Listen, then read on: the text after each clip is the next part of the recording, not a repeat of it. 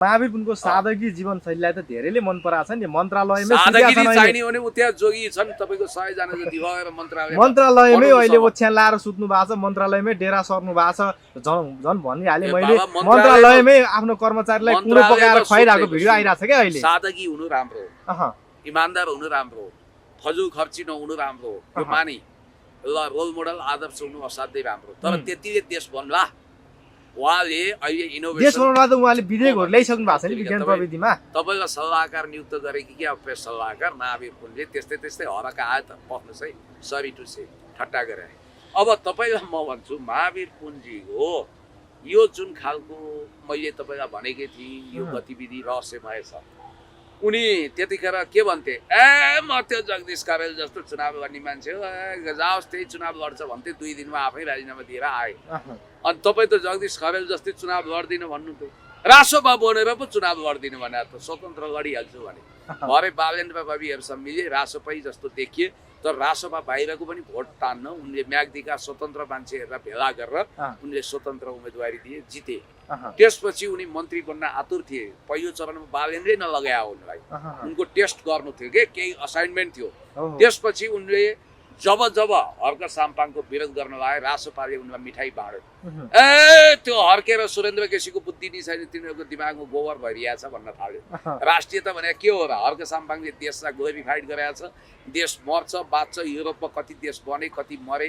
अब यो देश भने यस्तै हो, खोक्रो राष्ट्रवाद मुर्दाबाद भन्ने टाइपले कुरा गरेपछि बालेन शाहको नजरमा जस्न थाल्यो। सुकुम्बासी बस्ती विरुद्ध जतिखेर मानवता विरोधी डोजर चलिरहेको थियो, सुकुम्बासीहरू रगतको आँसु चुहाइरहेका थिए, हामी रातभरि निदाउन सकेका थिएनौँ। त्यतिखेर उनले रासपाकै भाषा बोल्दै कठोर मानवता विरोधी अपराधपूर्ण कुरा गर्दै के भन्यो भने, ए त्यहाँ त्यो सबै हुकुमवासी हो, सबैको घर बाहिर छ, ठिकै गर सरकारले, डोजर हान्नै पर्छ भन्ने घातक मानवता विरोधी अपराध गरे। यिनलाई पनि कहीँ न कहीँ सुकुम्बासीको रगत आँसुले ढिलो चाँडो पोल्छ। त्यसपछि अस्ति सीमाको विषयमा पनि त्यस्तै कुरा गरे। त्यसैको पुरस्कार हो बालेन्द्रको यो, त्यही हो, उनी डिप स्टेटमै थिए, त्यसैको पुरस्कार हो। बालेन शाह सुदन गुरुङलाई जुन शक्ति केन्द्रले फल्न फुल्न फस्टाउन मलजल गर्यो त्यही शक्ति केन्द्रले उनलाई प्रमोट गरे हो। ढुक्क हुनुहोस्। अब यहाँनिर अस्ति उनले के भने, ए त्यो खोलो कहिले यता बग्छ कहिले उता बग्छ, अब त्यो खोलो बगेको बेलामा धार परिवर्तन भयो, नेपालले पनि मिच्या छ भारतले पनि मिच्या छ भनेर सहजै हो भद्दा राष्ट्रघाती जहर ओकले त्यसो गरेपछि उनी त मन्त्री बन्नै थियो। तपाईले पुरानो भिडियो हेर्नुहुन्छ, महावीर पुन टाई लगाएर टाई सुट लगाएर रोमन म्याक्सिसी भनेको एसियाको नोबल हो, त्यो पुरस्कार उनले किन पाए? के चाहिँ त्यस्तो साइन्टिफिक चमत्कार छ नास्टका वैज्ञानिक गर्दा नदिने? अनि उनले चाहिँ बेला बेला नौटङ्कीपूर्ण तरिकाले के आविष्कार गरे भन्छन्, देखिने केही होइन।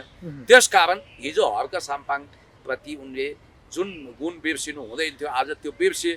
हेर्नुहोस्, कुनै समय पानको हो पातमा तिमीलाई सम्झिन्छु दिनको रात, ए किताब किन, ए किताब किन, किताब आयो आयो आयो महावीर पुनको भनेर ह्यान्ड माइक लिएर हिँड्दा उनको किताब 5 वटा नि बिग्दैन थियो। जब उनी धरानमा गए, हर्क साम्पाङको अलिकति मूलवासीप्रतिको अट्याचमेन्ट पनि छँदैछ इमोसनल, त्यो बाहेक पनि अब यी बुढाले केही गर्लान् आँटेका छन्। कृषि माया धरानी भन्ने बेसार फ्याक्ट्री सञ्चालन गर्न थाल्नु भएको थियो उहाँले, त्यसैको सिको गरेर म वीरगञ्जमा कृषि औजार कारखाना पुनः सुचारू गर्छु भन्ने न्यारेटिभ्स भाषा निर्माण गरेर बेच्नुसम्म किताब बेचे। उनले नचिताएको ढङ्गले 10 करोडको किताब त पूर्वमा उठाइदिए।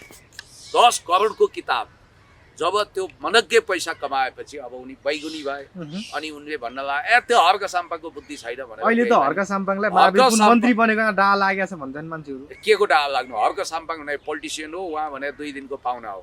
हर्क साम्पाङसँग काहीँ तुलना हुन्छ? हर्क साम्पाङ धेरै क्वालिटीको व्यक्ति हो। हर्क साम्पाङसँग महावीर पुनको तुलना हुँदैन? हुँदैन, राजनीतिज्ञ होइन महावीर पुनजी, उहाँ आफै नेता होइन भन्नुहुन्छ त। हर्क साम्पाङजीले त दल स्थापना गर्नुभयो, आफ्नो पौरखले त्यहाँ पुग्नुभयो। अब तुलना हुँदैन? महावीर पुन कहाँ माथिको, हर्क साम्पाङ कहाँ तलको भन्छन् कतिपयले चाहिँ क्या। हर्क साम्पाङलाई जोकर भन्छन्, महावीर पुन भने काम गर्ने व्यक्ति। यो कलियुग हो नि त, जसले राष्ट्रियता जोगाउनु पर्छ भनेर आफ्नो जीव ज्यानलाई खतरामा पार्नु भएको छ। हर्क साम्पाङले यदि चाहेको हुन्थ्यो भने उहाँ राष्ट्रसभासँग मिलेर प्रधानमन्त्रीकै रोल क्रममा हुनुहुन्थ्यो, सबभन्दा ठुलो पार्टीको हिस्सा बन्नुहुन्थ्यो। अहिले पनि त बालेन शाहले अस्ति चुनाव जिते लगत्तै अफर दिएको हो त मन्त्रीको, नखाएकै हो नि। हामीलाई थाहा छ नि महावीर पुन भन्दा अगाडि उनलाई नै बनाउन खोजेको हो त। राप्रपाको एउटा झिल्के सांसदले दाम्लो चुनाव ल्याएको थियो, त्यो बेलामा उनलाई बनाएनन्।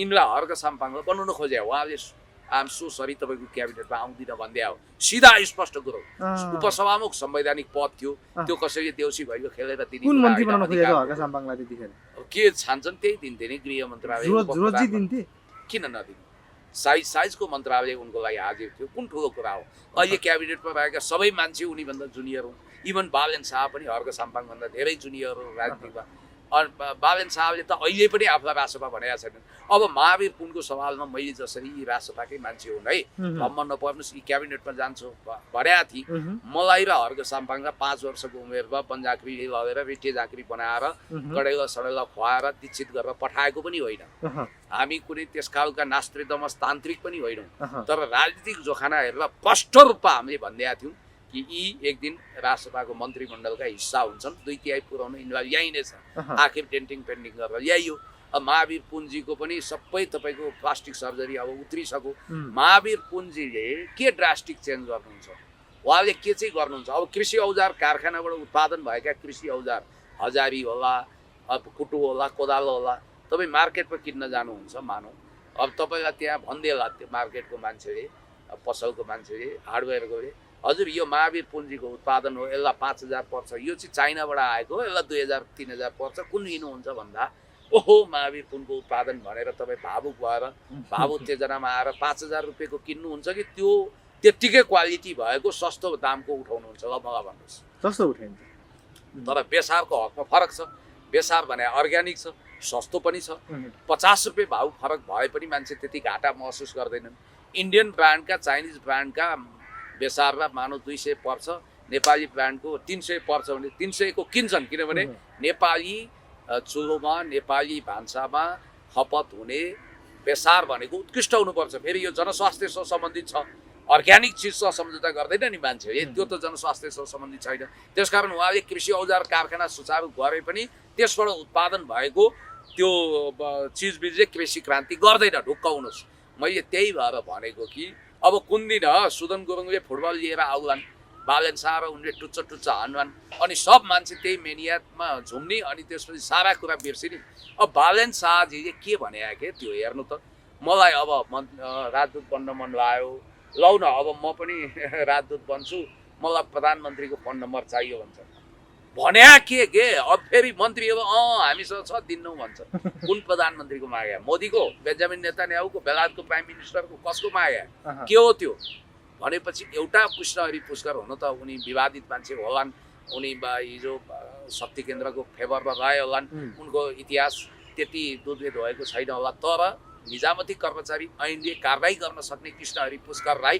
कराप च्याप बनाएर बेचारा कर्मचारी कहिले जेल नदेखेको हिरासत नदेखेको सातो पुत्लो हंस उडेको अहिलेसम्म बहुरिया छैनन् होला अहिले त जनसम्पत्ति शुद्धिकरणमा पनि हाल्ने भन्ने कुरा हालुन् केही छैन तर कृष्णहरि पुष्करलाई तर्साउन त्यत्रो गर्नुपर्छ त्यत्रो तपाईँको कर्कलो नै पञ्चरो कर्कलोको लागि प्रयोग गर्नै पर्दैन कि के भन्दै अब पुनि सर अब अन्तिममा अब विश्वकप पनि सुरु हुँदैछ फुटबलको एउटा महासङ्ग्राम भनेर चिनिन्छ तपाईँ आज ठ्याक्कै एउटा प्रिडिक्सन गरिदिनुहोस् यसपालिको विश्वकप कसले जित्छन् होला ठ्याक्कै कुन टिमले कसले जित्नु पर्छ भन्नेमा जान्छु कसले जित्छ भनेर म नास्ट्रेडमस होइन म जोखाना हेर्न सक्दिनँ मेरो विचारमा अब को पुग्छन् सेमी फाइनलदेखि फाइनलसम्म जस्तो एकछिनको लागि मलाई धर्म सङ्कट अर्जेन्टिना र ब्राजिल पुग्यो भने कसले भन्नुहुन्छ भने म यसपटक अर्जेन्टिनै भन्छु फेरि तपाईँ अर्जेन्टिनाकै समर्थक हो मेसीको समर्थक मेसी प्रति मेरो इमोसनल अट्याचमेन्ट छ अब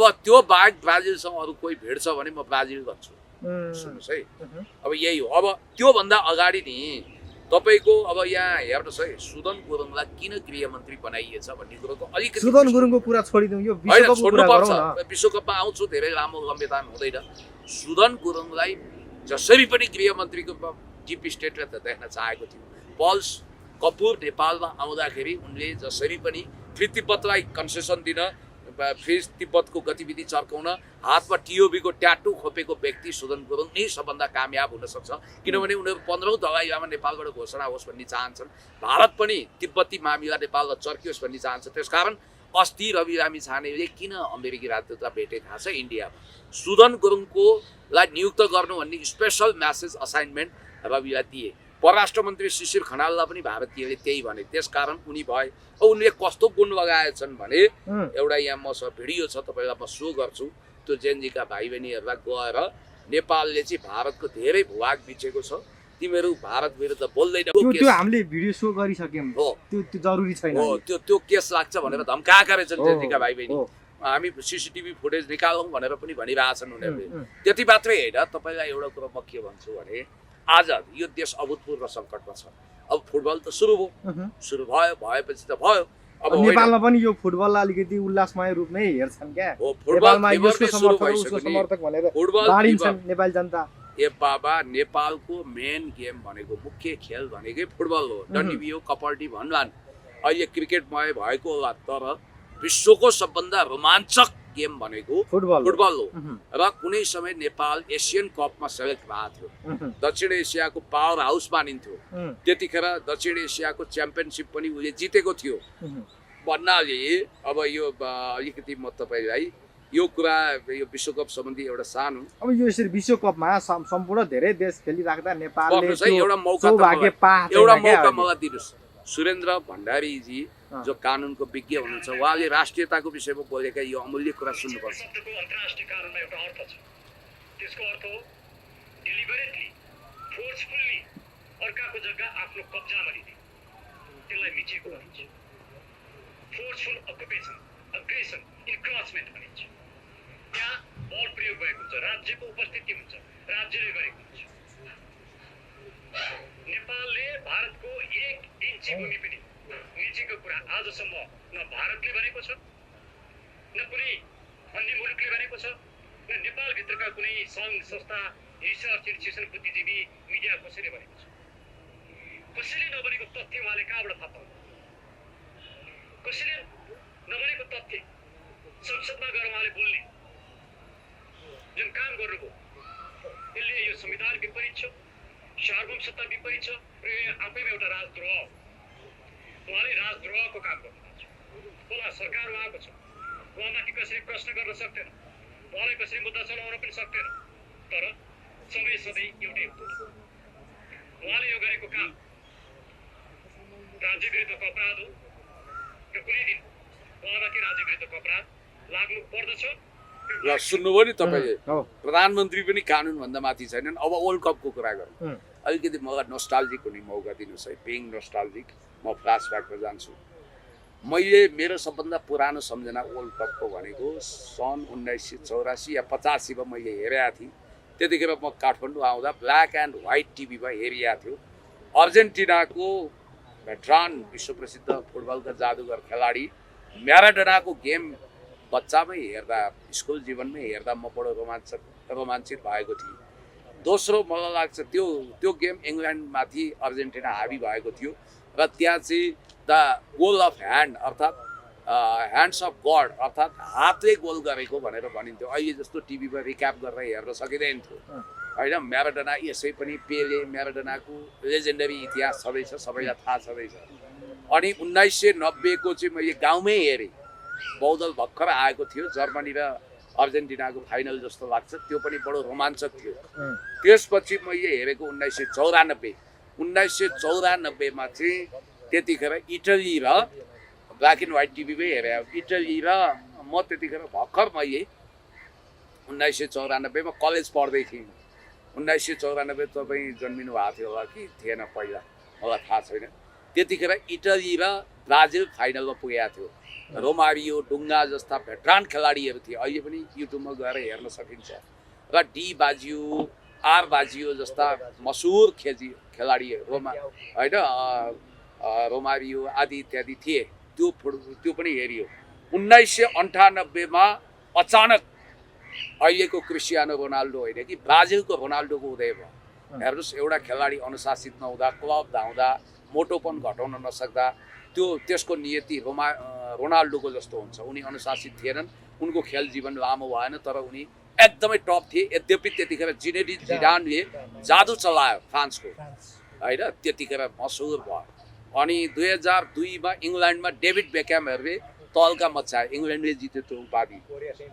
कोरिया सेमिफाइनलमा पुगेको थियो। पछि 2010 मा स्पेनले जित्यो अब अहिलेको मसहुर खेलाडी भनेको क्रिस्टियानो रोनाल्डो, त्यसपछि अब लियोनल मेसी नै हो। सम्भवतः यो पटक खेल्लान् उनीहरूले, सन्यास त नगर्लान्, तर यो नै उनीहरूको अन्तिम गेम हुनेछ। र अहिले चाहिँ तपाईँको पुरा विश्वकपको जरा आएको छ।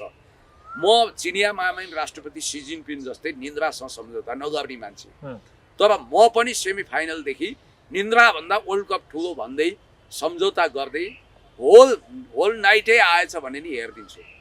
क्वार्टर फाइनलदेखि रोमाञ्चक हुन्छ। पहिला टिम 16 को छनौट हुन्छ, त्यो 16बाट नकआउट भएर 8वटा क्वार्टर फाइनलमा पुग्छन्। 8 टिम, 4वटा टिम सेमिफाइनल भिड्छन्, त्यसमा 2टा टिम फाइनल पुग्छ, अनि 2टा टिम मध्ये एउटाले जित्छ, अनि तेस्रोको लागि पनि गेम हुन्छ। त्यो 2टा हारेको टिम मध्ये यस पटक पनि एकदम घच्चीको गेम हुँदैछ, आजदेखि सुरु हुँदैछ। अब यहाँ हेर्नुहोस्, जर्सी वात्तै पिक्छ। मैले त फेरि फुटबल समीक्षा गरेँ, मेरो पनि आफ्नै इतिहास छ। मैले अखबारमै 2055-56 पछि फुटबलको बारेमा लेखेको, टिभीमा बोलेको मलाई आज सम्झना छ। एफएम टिभीमा जबदेखि म काठमाडौँ आएँ तबदेखि मैले एफएम टिभीमा 2063-62तिरका वर्ल्ड कपको बारेमा बोलेको। औपचारिक रूपमा मेरो भिडियो नै 2014 को वर्ल्ड कपको विषयमा बोलेको। त्यो रिम्रे अलिकति मधुरा आएको छ, त्यो छ। 2018 को मैले समीक्षा गरिनँ कि, 22 को समीक्षा गरिनँ कि, 26 को गर्दै छैन कि, म यसमा निरन्तर अपडेट छु। म पनि कुनै समय ठुलो फुटबल खेलाडी हुने सपना देख्थेँ, तर पढैया टपर स्टुडेन्टले फुटबल खेल्नु, गीत गाउनु अपराध सरह मानिने हुनाले म फुटबल हुने यो इच्छालाई अर्को जन्मको लागि स्थगित गरेको छु। अहिले आजसम्म टेलिभिजनहरूले युट्युब खेदिरहे, उनीहरूले यो आरोप लगाइरहे कि फाल्तु स्तरहीन कन्टेन्टहरू टिआरपी को लागि, भ्युज को लागि खुब खिच्छ युट्युबले भने। तर मेरा भाइ अनिल रायबाजी जस्तै हाम्रो नेपाल लगायतका मिडियामा मेरो दर्जनौं इन्टरभ्यू गर्नुभएको थियो। संयोगले अहिले बागमती टेलिभिजन हुँदै मैले 2064-65 सालमै राजेन्द्र बानिया, टिकाराम यात्रीजीहरूलाई इन्टरभ्यू दिएको एउटा च्यानल छ, एबी न्युज। त्यो राष्ट्रवादी च्यानल हो। त्यो च्यानलमा चाहिँ एउटा रोमाञ्चक इन्टरभ्यू आएछ, जसमा उनीहरूले सस्तो मस्तोको नाउँमा प्रसारण नगर्न सक्थे आफ्नो एकदमै रकटप ड्रेसअप र हर्फन मौला शैलीको लागि प्रख्यात हुनुभएका, तपाईँले झन्डै धर्राबाट हाम फाल्नको लागि जङ्गबहादुर बन्नुहोस् त, यहाँबाट हाम फाल्नुहोस् भन्न बाँकी राखेका उही चिर परिचित राजेन्द्र खड्गीको एउटा इन्टरभ्यू आएछ। त्यसको एउटा टुक्राबाट मनोरञ्जन लिएर हामी बिदा हुन्छौँ। र अब टेलिभिजन च्यानलले पनि हामी युट्युब भन्दा धेरै स्तरीय छौँ भन्ने मौका चाहिँ गुमाए। यो क्लिप्स हेरौँ एकचोटि राजेन्द्र दाइको। अनि जेनजी आन्दोलन पनि आगो लगाउनु भनेको कुरा स्वीकार्नु भएको छ है उहाँले।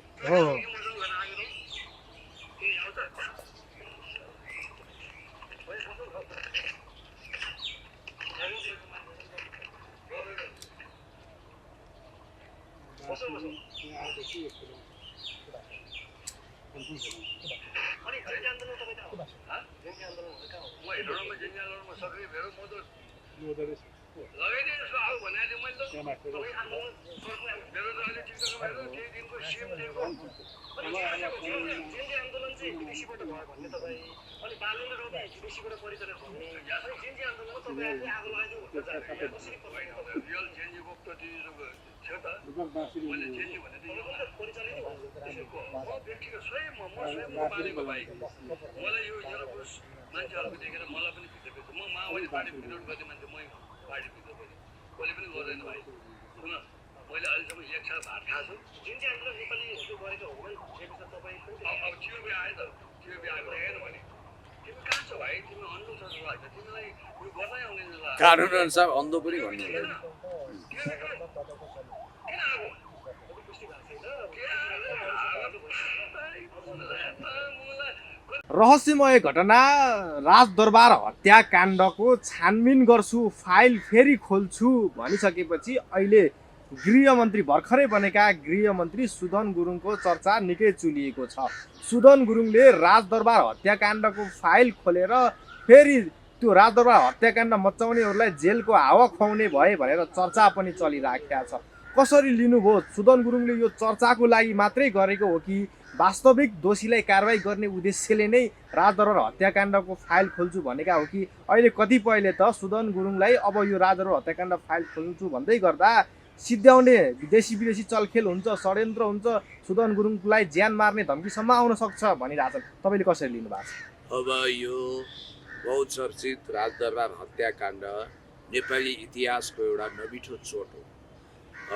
बहुप्रशंसित राष्ट्रवादी र प्रजातन्त्रवादी तत्कालीन श्री 5 महाराज धिराज वीरेन्द्र वीरविक्रम शाहदेव र उहाँको सकल वंशकै विनाश भएको त्यो त्रासदीपूर्ण घटनालाई हामीले कहिले पनि बिर्सिन सक्दैनौँ। तपाईँहरू त सानै हुनुहुन्थ्यो, मैले त प्रत्यक्ष अनुभव गरेको र आफूले पनि कपाल खौरिएको घटना हो त्यो।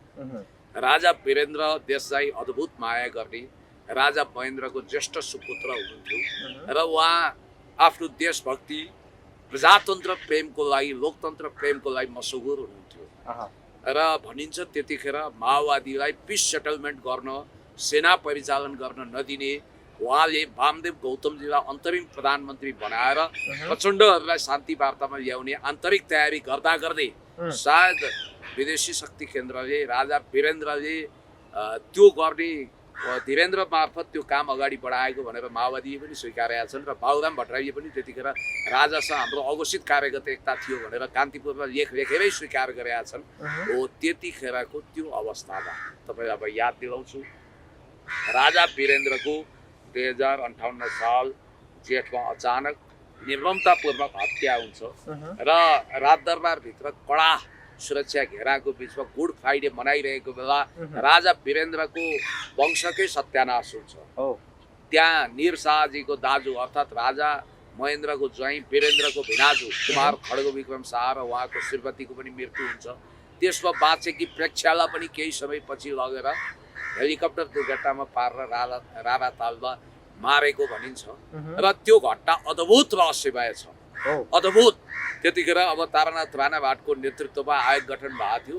माधव कुमार नेपालले प्रमुख प्रतिपक्षी दलको नेताको रूपमा त्यो आयोगमा बस्न सुरुमा मन्जुरीनामा दिए पनि पछि नामञ्जुर गरेका थिए र त्यतिखेर सोसियल मिडियामा त छैन, तर त्यो तारानाथ राणाभाटले चाहिँ त्यो बन्दुक समाएर रटट भटट गरेर त्यो प्रतिवेदन पढेको कुरो अहिले जस्तो सोसियल मिडियामा भाइरल भएको भनेर त भन्नु हुँदैन, तर त्यतिखेर त्यो धेरै बहुचर्चित एउटा प्रसङ्गको रूपमा रहेको थियो।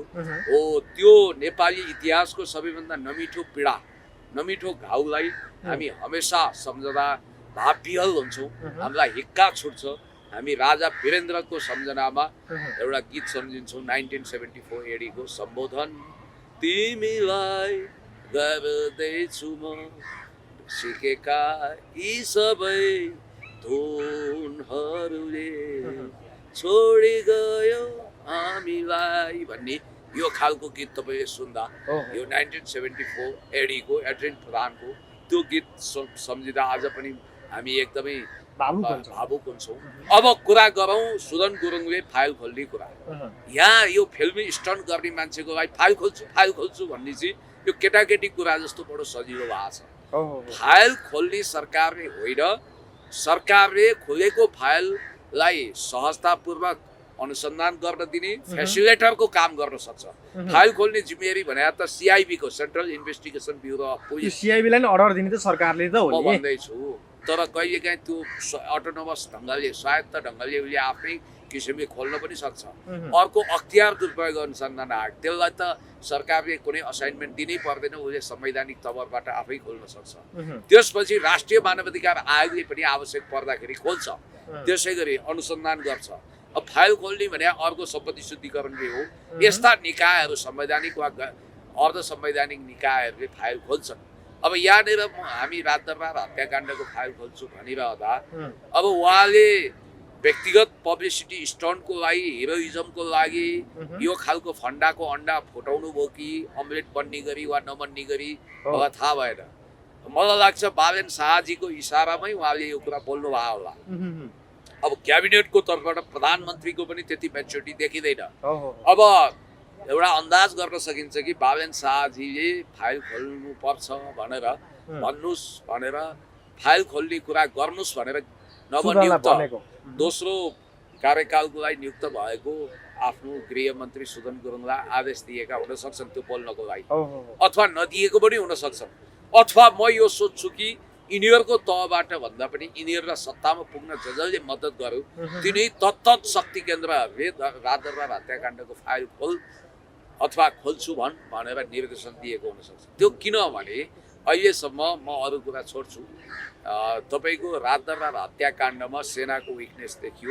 सेनाले आफ्नो परमाधिपति तत्कालीन राजा वीरेन्द्रलाई जोगाउन सकेन भन्ने एउटा सङ्गीन आरोपको कलङ्कको टीका लगाएको छ। त्यो सेना जोडिएको विषयमा अहिले सरकारले छानबिन गर्न सजिलो छ भन्दैछु। अर्को चाहिँ कहीँ न कहीँ यो माओवादी शान्ति प्रक्रियाको लागि राजा वीरेन्द्रले प्रभावकारी कदम चाल्न खोजेको र कम्युनिस्टहरूलाई नै मूलधारमा ल्याएर भनिन्थ्यो त्यतिखेर वामदेव गौतमलाई अन्तरिम प्रधानमन्त्री बनाएर माओवादीसँग शान्ति वार्ता गर्ने अनि प्रचण्डलाई ल्याएर प्रधानमन्त्री बनाएर 20औं वर्ष चाइनासँग मिलेर कम्युनिस्ट शासन ल्याउने र अरू बुर्जुवा अरू काङ्ग्रेस लगायतका डेमोक्रेटिक पार्टीहरूलाई चाहिँ कर्नर गर्ने उद्देश्यका साथ कदम चालिएको आन्तरिक रूपमा त्यो कदम चालेको सुइँको पाएपछि राष्ट्रिय अन्तर्राष्ट्रिय शक्ति केन्द्रहरूले खास गरी सिआइए र रको जोइन्ट भेन्चरमा रातदरबार हत्याकाण्डको लागि योजनाबद्ध तरिकाले षड्यन्त्र गरिएको थियो।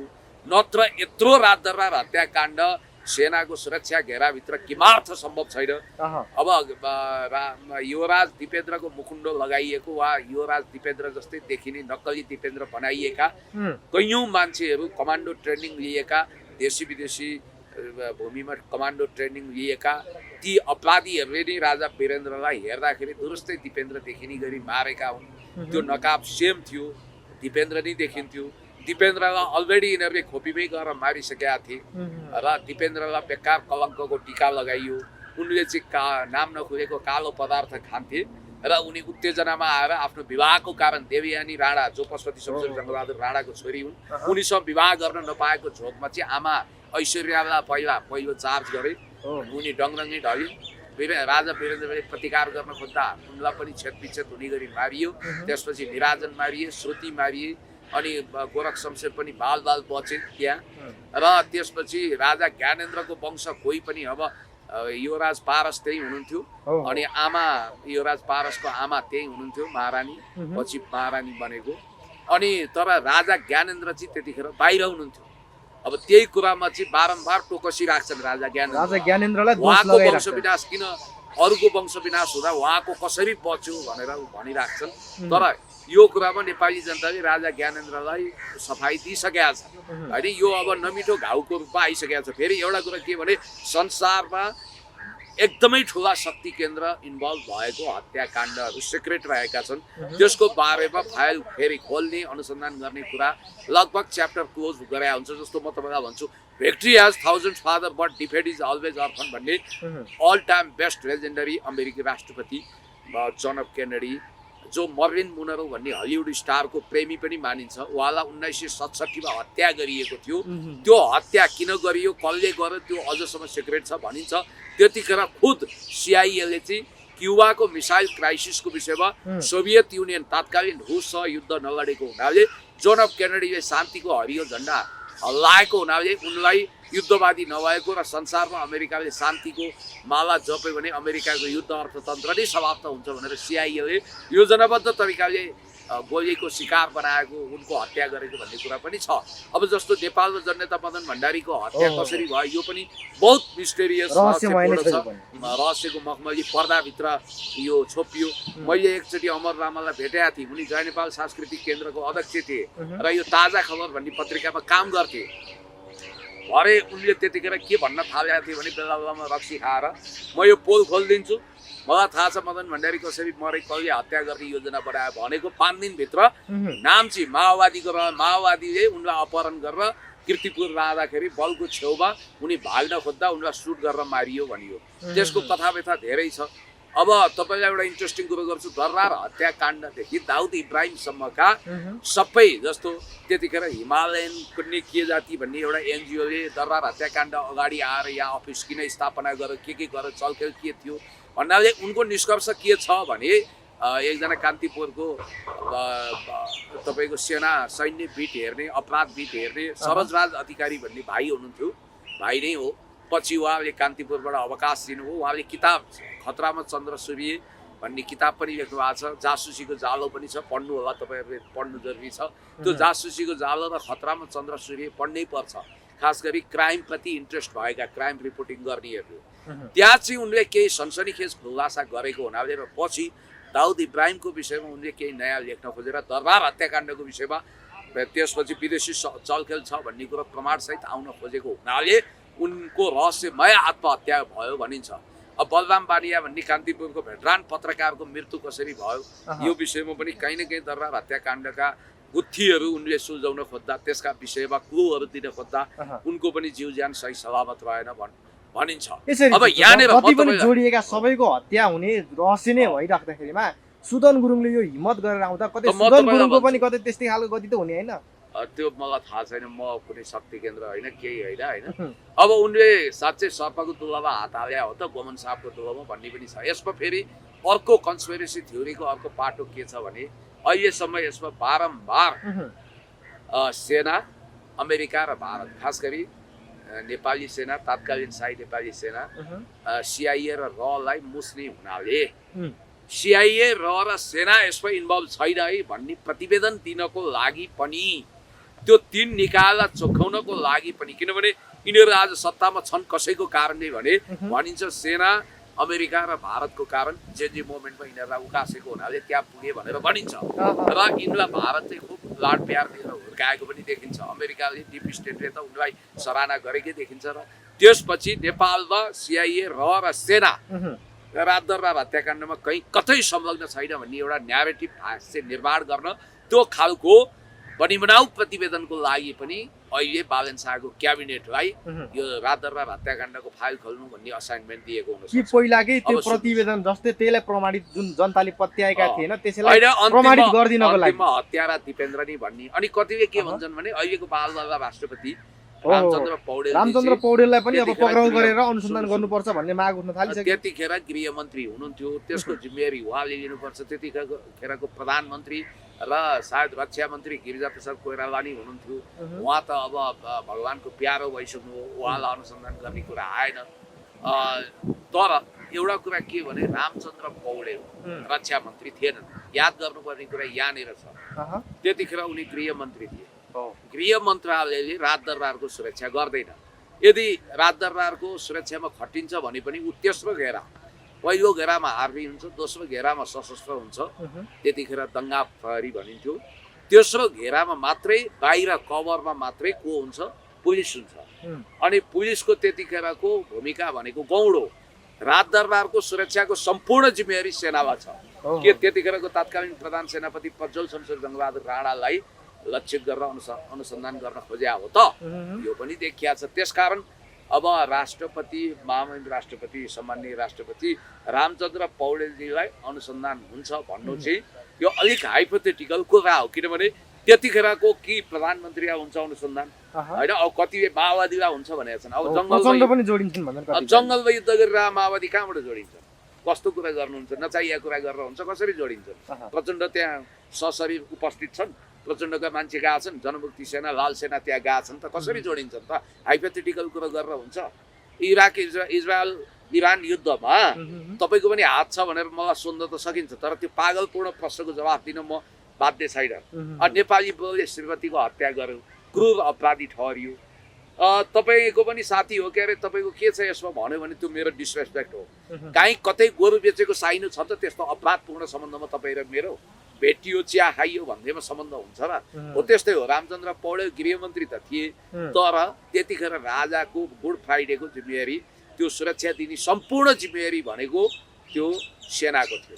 त्यसकारण तात्कालीन सेनाको नेतृत्व, सेना र त्यहाँ कमान्ड कन्ट्रोल गर्नेहरूमाथि अनुसन्धान हुन सक्छ। अब बाँकी रह्यो राजा ज्ञानेन्द्रलाई त्यतिखेर लक्षित गरेर ऊ अहिले एकदमै कराइरहने केही मान्छे युट्युबमा कराइरहनेहरूले त्यतिखेर फेक नाममा उपन्यास लेखेर कस्तो मस्त पैसा पनि कमायो होइन। त्यतिखेर राजा ज्ञानेन्द्रलाई उहाँको सुपुत्र पारसज्यूलाई ठुलो चार्ज लगाउँथ्यो र कतिले के भन्छन् भने राजा ज्ञानेन्द्रलाई क्लिन चिट दिन उहाँको इन्भल्भमेन्ट छैन भनेर क्लिन चिट दिन पनि अब पछिल्लो समय राजदरबारसँग नजिक हुन खोजेको राजा ज्ञानेन्द्रको बालन शाहको यो एउटा खालको सुनियोजित सुविचारित कदम हो।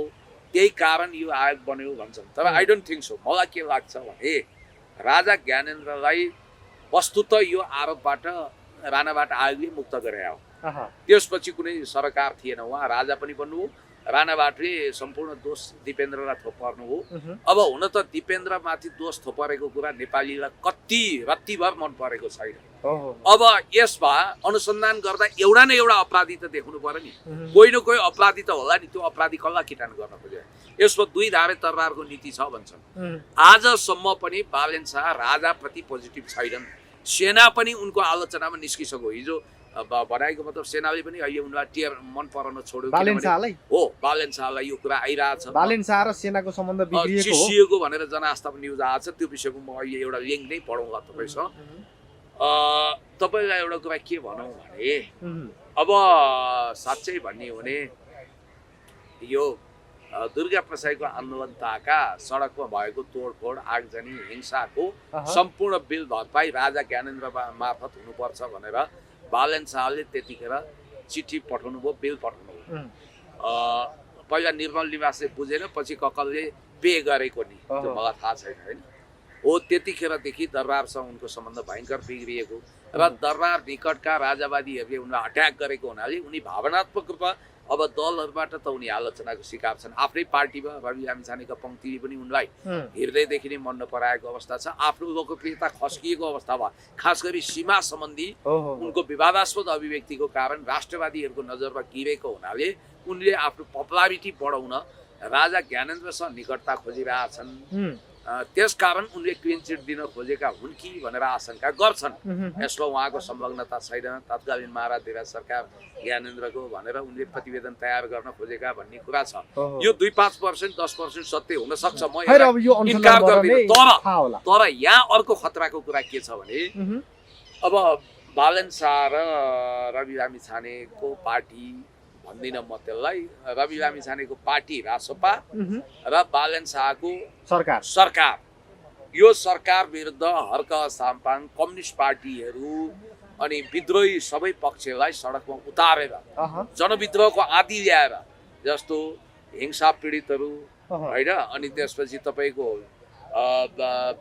यो सुकुम्बासीहरू, देशभक्तहरू सबै जुरुक्कै उठेर लाखौंको संख्यामा विद्रोह गरेर अहिले विदेशीहरूले मन पराएको डिप स्टेटको इसारामा कुदिरहेको यो सरकारलाई टोपल डाउन नगरोस् भनेरै भारत र अमेरिका डिप स्टेटको इसारामा राजा ज्ञानेन्द्रलाई तर्साउन उनीहरूको विश्वास यो पनि हुन सक्छ कि चीनसँग आन्तरिक रूपमा गोप्य सहमति बनाएर नेपालका कम्युनिस्टहरू सबै खाले विद्रोहीहरूलाई आन्तरिक रूपमा उकासेर अथवा स्पष्ट रूपमा राप्रपामा विभाजन ल्याइदिएर धवल शमशेर र दुर्गा प्रसाईलाई मिलाएर बालेन सरकार विरुद्ध विद्रोह गराउने अवस्था हुँदाखेरि राजा ज्ञानेन्द्रलाई आँखा नचम्काई बक्सियोस् महाराज, हात नचम्काई बक्सियोस् महाराज भन्दै तर्साउनको लागि फाइल खोल्ने धम्की दिएको हुन सक्छ भन्ने कुरा पनि कतै जोड कोण। खैर अब यो अनुसन्धानबाट के आउँछ त्यसपछि थाहा होला। जस्तो अहिले संसदमा जुन अहिले कुरा आइरहेको छ, सम्बन्ध बिग्रिया भनेको थिए नि, त्यो अलिकति त्यसलाई यो पुष्टि गर्ने गरी यो न्युज आएको रहेछ जनआस्थामा। सानो त्यो क्लिप म तपाईँलाई पढेर सुनाउन चाहन्छु। अब संसदीय राजनीतिको कुरा हामी गर्दै गरौँला। यहाँ एउटा आएको छ, म तपाईँलाई यो बढीबाजी सुनाउन चाहन्छु। यहाँ छ। अनि अर्को कुरो अब शिशिर खनालका अभिव्यक्तिहरू पनि आइरहेछ होइन। अब यहाँ हामी हेर्छौँ यसमा चाहिँ तपाईँले प्रश्न गर्दै गर्नुहोस्, त्यो लिङ्क खोल्दै गर्छ। अब सेनासँगको सम्बन्ध बालेन शाहको यतिखेर निकै चर्चामा हुने गरेको छ। सेनाकै कारणले यो सरकार आएको पनि भन्ने कुरा छ। यो सरकारलाई कतै न कतै सेनाले समर्थन गरेको भन्ने कुरा थियो। तर पछिल्लो समयमा बालेन शाह अहिलेको प्रधानमन्त्री र अहिलेको प्रधान सेनापति बीच सम्बन्ध कता कता चिसिएको हो कि क्या हो, सेनाले यो सरकारमाथि दिएको समर्थन फिर्ता लिएको हो कि क्या हो भन्ने शङ्काहरू उत्पन्न भइरहेछ। यस्तो वास्तविकता ठ्याक्कै के हो? अहिले यस्तो आएको छ, कता कति त्यो सुनिएको छ होइन। किनभने अब तपाईँलाई मैले भनिहालौँ कि सेनाले बालेन शाहका पछिल्लो समय सेनापतिले मात्र एकचोटि भेट्न पाएको अनि संस्थागत मूल्य मान्यता अनुसार नचलेको र खास गरी भन्ने भने यो सीमाको विषयमा बालेन शाहले दिएका गम्भीर अभिव्यक्ति, आपत्तिजनक अभिव्यक्तिलाई लिएर बालेन शाहप्रति सेना रुष्ट भएको भन्ने कुरा आएको छ। यदि यो हो भने यो सरकारको आयु लामो हुँदैन भनेर बुझे हुन्छ। यदि सेनाले बालेन्सालाई समर्थन दिन छोडेको हो भने आयु लामो अब झन् रिसाउन सक्छ, किनभने भोलि सेना नै यसमा दोषी थियो भनेर प्रतिवेदन निकालिदियो भने के गर्नु? हुन त यो फाइल खोल्ने भन्छन्। यसमा दुईवटा अर्को एउटा महत्त्वपूर्ण पक्ष तपाईँले छुटाउनु हो। यसमा के छ भने नेपालमा न्यायिक प्रक्रिया कानुनी राज्य ध्वस्त गरेर गम्भीर फौजदारी अपराधमा संलग्न भएका जेएनजी आन्दोलनको कभरभित्र छिरेर 15वटा भाटबटेनी जलाउने, सैकडौँ औद्योगिक प्रतिष्ठानमा आगो जोस्ने, हजारौँ घरहरू जलाउने, खरबौँको नोक्सानी पुर्याउने, आपराधिक काम गर्ने, पुलिसको हत्या गर्ने, अनेक खालका 24 गतेका आपराधिक घटनामा संलग्न भएका मान्छेहरूलाई उनीहरूको मुद्दा त अदालतमा विचाराधीन छ। कतिको मुद्दाको आधारमा पूर्वपक्षकोलाई जेल गइसकेका छन्, कतिको अनुसन्धान हुँदैछ। ती सबलाई सुनपानी छर्किने, गहुँ छर्किने, विद्रोह र क्रान्तिको नाउँमा ती सबलाई सातखत पञ्चखत माफी गर्ने गरी सरकार अगाडि बढ्न खोजिएको देखिन्छ। तर सुदन गुरुङजीहरूलाई पनि के थाहा छैन भने देश रुल अफ लमा चल्छ, हुल अफ लमा चल्दैन। फौजदारी कानुन भने कस्तो संवेदनशील हुन्छ भने म तपाईँलाई एउटा सानो घटना सम्झना गराउँछु। प्रचण्डजीहरूले जुनामा ताउ लगाउनु हो, उहाँहरूले के हेक्का राख्नु भने हामीले टिआरसी बनाएका छौँ, truth finding and reconciliation commission. अब टिआरसी अर्थात् सत्य निरूपण तथा मेलमिलाप आयोगले आम माफी दिइहाल्छ, एमनेस्टी भइहाल्छ भन्ने कुरा उहाँहरूलाई भयो। उहाँहरू झन् हौसिएको कारण के थियो भने रोम स्ट्याचु अर्थात् रोम विधानमा नेपालले हस्ताक्षर गरेको छैन। रोम विधानमा हस्ताक्षर नगर्नु भनेपछि भूत प्रभावी कानुन लागू नहुनु, भूतकालमा गरेका अपराधजन्य घटना जब बृहत शान्ति सम्झौतामा कम्प्रिहेन्सिभ पिस एकर्डमा आइसकेपछि स्वतः क्षमादान हुन्छ भनेर सोच्नु हो। तर टिआरसीमा पनि एउटा कुरो अदालतले सहमति दिएन। त्यो भनेको के हो भने टिआरसीले जस्तो अदालतमा कसैको उजुरी गर, जस्तो माओवादी द्वन्द्वमा, माओवादी जनयुद्धमा गम्भीर ढङ्गले हत्या गरेको परिवारले केस गरौँ, अदालतमा केस फाइल गरौँ। अब टिआरसीमा सहमतिको लागि बोलाइन्छ। त्यसमा पीडक र पीडित दुईटा पक्ष हुन्छ। पीडक भनेको हत्यारा अथवा पीडा दिने भयो, आपराधिक घटना घटाउने, अनि पीडित भनेको चाहिँ जो भिक्टिम छ त्यो घटनाबाट पीडित भएको अदालतमा नालिस उजुरी दिने हो। तिनीहरूलाई छलफल गराउँछ।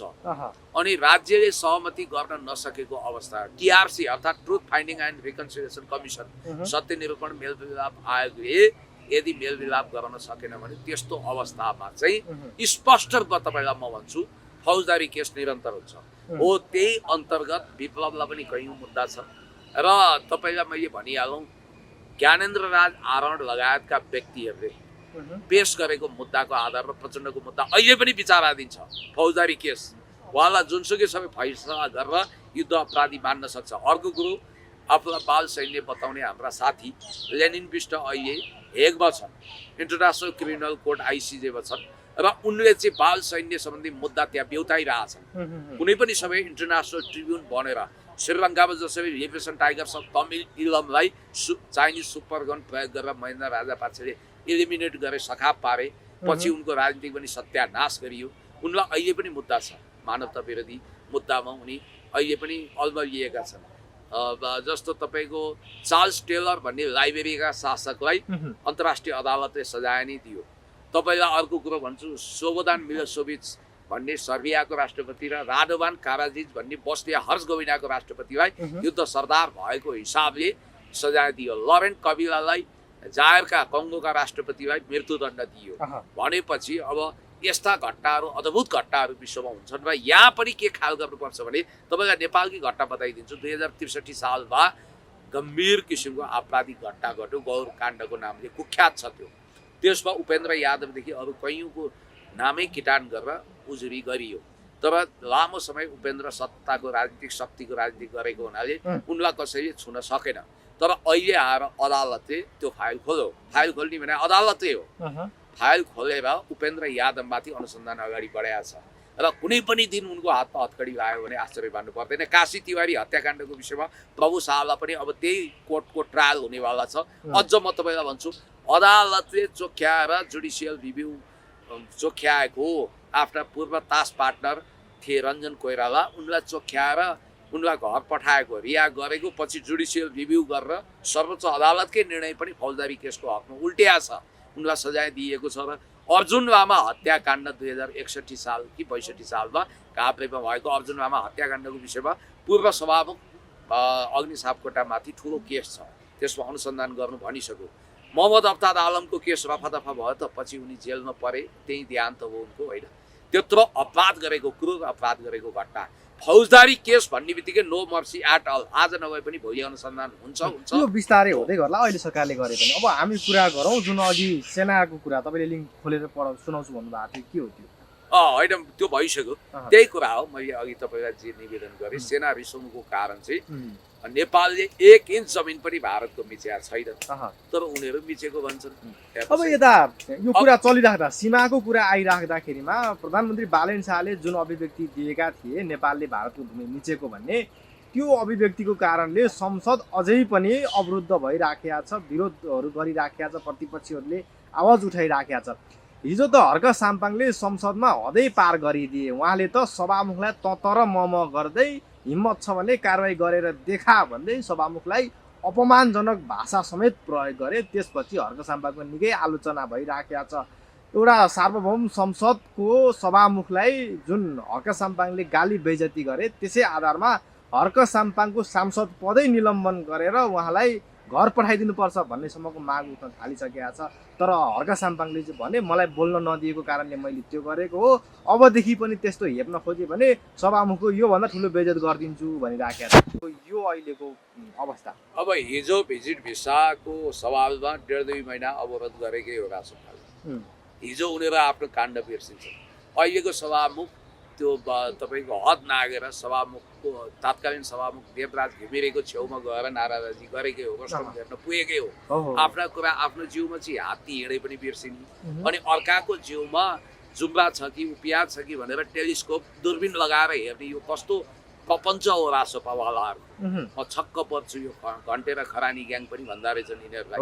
तपाईँलाई यति कुरो म भन्छु कि वास्तवमा हर्क साम्पाङले के कति संवैधानिक हद नाग्नु हो, के गर्नु हो, यो उनीहरूले जानुन्। कानुनका नौसिङ पहिल्याउनेहरूले, संसदीय कानुनका रिटो नबिराइकन व्याख्या गर्नेहरूले त्यसमा कानुनी रकमी भाषा प्रयोग गरून्।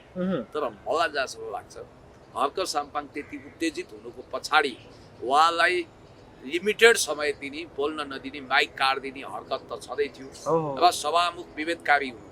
अब सभामुखले यो देशमा 2टा प्रधानमन्त्री छ भन्ने विश्वास गर्नुहुन्छ कि क्या? उहाँले त सम्माननीय प्रधानमन्त्री रामचन्द्र पौडेल पनि भन्नुभएको छ हिजो, भिडियो त तपाईँले हर्क साम्पाङले डिस्टर्ब गरेको बेलामा उहाँले बिर्सिनु भएछ। होइन, हेक्का राख्नु पर्यो नि त, टङसिप हुने कुरामा आइ एम सो सरी भनेर माइन्ड अलिकति उहाँको डाइभर्ट भयो होला हर्क साम्पाङले गरेको गरेपछि। त्यो कहिल्यै हुँदैन थियो। उहाँले धेरैचोटि अस्ति भ्रष्टाचार विरुद्ध लड्ने भने भ्रष्टाचार सँगै लड्ने भनेर पनि भन्नुभयो। यस्ता भाषिक त्रुटिहरू गर्ने सभामुख पर्फेक्ट हुनुहुन्न भन्ने देखिन्छ। अर्को, उहाँ सभामुख त सभामुख, तर रासपाको सभामुख कि होल सदनको सभामुख कहिलेकाहीँ कन्फ्युज गर्नुहुन्छ उहाँले। यो खालको भूमिका, उहाँको प्रेजुडियस भूमिका पनि देखिएको छ। उहाँ रासपाका राजगुन्डा टाइपका रत्तपारतिरका जेकी श्राफहरूलाई उफ्रिन मौका दिनुहुन्छ, होइन?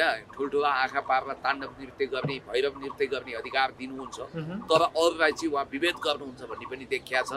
एक त उहाँ व्यावसायिक पृष्ठभूमिबाट आएर अस्ति राजनीति गरे हुनाले उहाँ होइन, हर्क साम्पाङलाई समय नदिएको कुरामा त्यसरी अपमानजनक भाषा प्रयोग गर्दै ततर मम गर्न जरुरी थियो र सभामुखलाई। अब त्यो उहाँले जान्ने कुरा हो, त्यसको सम्पूर्ण ठेकदारी म लिन्न। तर राष्ट्रियताको सवालमा हर्क साम्पाङज्यू पड्किनु अस्वाभाविक थिएन। किनभने हर्क साम्पाङले त्यो किन उहाँ त्यहाँ पड्किनु भयो थाहा छ? त्यसको पछाडि जानुहोस्। यहाँनिर सभामुख सुभाष नेम्बाङ जस्तो एलएलएम गरे त हुनुहुन्न, होइन? तारानाथ राणाबाट वा दमननाथ ढुङ्गाना जस्तो पर्फेक्ट त हुनुहुन्न। तपाईँलाई म भन्छु, हिजो शिशिर खनालले के बोलेको परराष्ट्र मन्त्रीको हैसियतले, उहाँले कालापानी लिपियाद्वारा हाम्रो हो भनेर भारतीय पक्षसँग अडान लिन नसक्ने, हेर्नुहोस् है, एस जयशङ्करसँग भेट्नुभयो, यो कुरा राख्नु भयो। अनि रविजीले प्रधानमन्त्रीसँग भेट्नुभयो, भारतीय प्रधानमन्त्री बिजेपीको अध्यक्षसँग भेट्नुभयो। उनीहरूको कुनै पनि स्टेटमेन्ट वा ट्विटमा कालापानी लिम्पियाधराको कालापानीको क पनि आएको छैन, सिमानाको स पनि उच्चारण भएको छैन, लिपुलेकको ल पनि उच्चारण भएको छैन, लिम्पियाधराको ली पनि उच्चारण भएको छैन। सब यो फकटिया पब्लिसिटी स्टन्ट, जनतालाई बेवकुफ बनाउने, प्रेस नोट दिने अनि त्यसलाई डिप्लोमेटिक नोट भन्ने। उहाँ गएर तोम शरणम गरेर प्रभु हनुमान चालिसा जपे प्रभु तुमेव माता च पिता तुमेव सर्वम मम देव देव सत्तामा पुऱ्याइदिनु पर्यो प्रभु टिकाइदिनु पर्यो भन्ने घोडा टेक्ने चमर हम्कने अनि बाहिर आएर ठुल्ठुला कुरा गर्ने परीक्षा हलमा नदिएको परीक्षाको अर्थ हुन्छ। अनि तपाईको इन्टरभ्यूमा यो क्यामेरा पछाडि उता बकबक गरी भने खिचिन्छ, क्यामेराले एंगल मिलाएर खिच्नु पर्दैन। खास ठाउँमा चाहे साउथ ब्लकमा चाहे सेभेन रेस कोर्समा चाहे मोदीको कार्यकक्षमा चाहे जुनसुकै ठाउँ स्पेशल पर्टिकुलर ठाउँमा बोल्दै नबोल्ने लिखितम केही दिँदै नदिने अनि यहाँ आएर सदनमा अनि मिडियामा ठुलो कुरो गर्ने। फेरि हिजो सदनमा चाहिँ एकदम घातक कुरा गर्नुभयो, जनआस्था न्युजमा पनि आएको छ। शिशिर खनालले के भन्नुभएछ भने याद गर्नु होला, शिशिर खनालले चाहिँ सीमाङ्कनका कतिपय कुरा गर्न बाँकी छ भन्नुभएको छ। के भने कहाँ बाँकी छ? यो त अप्रत्यक्ष लिपु लेखमाथिको भारतको अनावश्यक दाबीलाई स्वीकृत गरे जस्तो। उहाँले भनेको लिपु लेखको सवालमा भारतको दाबी कायम छ, सायद त्यही भन्न खोजे होला।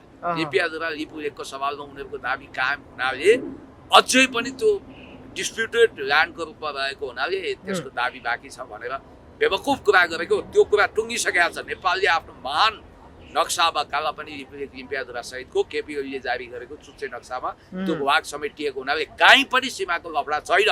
यो भारतीय भाषा बोल्न पाइँदैन, खबरदार हो। त्यही राष्ट्रघाती अभिव्यक्ति दिएपछि शिशिर खनालको मलुवा कुरा आइसकेपछि हर्क साम्पाङ र नेकपा एमालेका सांसद दुर्वासा भए। हर्क साम्पाङले आफ्नो धरेताको बात टुटाउनु भयो। अब किराँतीको छोरो राई झोक निस्क्यो, उहाँ पनि कराउन थाल्नु भएको त्यति। अब हर्क साम्पाङले त्यसरी कराइसकेपछि चाहिँ बेलुका राजीव खत्रीले हर्क साम्पाङलाई एउटा जिद्दी बालकको संज्ञा दिँदै एउटा स्ट्याटस पनि लेखेका छन्। उहाँले भन्नुभएको छ मलाई त्यही चाहिन्छ भनेर रुवाबासी गरे यो गर्दा नि भएन, त्यो गर्दा हुँदैन, यो गऱ्यो भने पनि त्यही चाहिन्छ, फेरि त्यो चाहिन्छ भन्दै गर्दै उहाँले के पनि भन्नुभएको छ भने अहिलेसम्म हामी सत्ता पक्षको होइन प्रतिपक्षको संसद हो भनेर चाहिँ सहेर बस्यौँ। सहनुको पनि हद हुन्छ, कति सहने। अब हामी सहनु हुँदैन, समय बदलिएसँगै अब हामीले यो एउटा भाष्यलाई पनि बदल्नुपर्छ, सत्ता पक्षको पनि संसद हो भन्ने भाष्यलाई हामीले कायम गर्नुपर्छ। अब सत्ता के अरे प्रतिपक्षलाई पेल्नुपर्छ भन्ने किसिमको अभिव्यक्ति या स्ट्याटस राजीव खत्रीले फेसबुकबाट लेखिसकेको छ। यो चाहिँ के हो?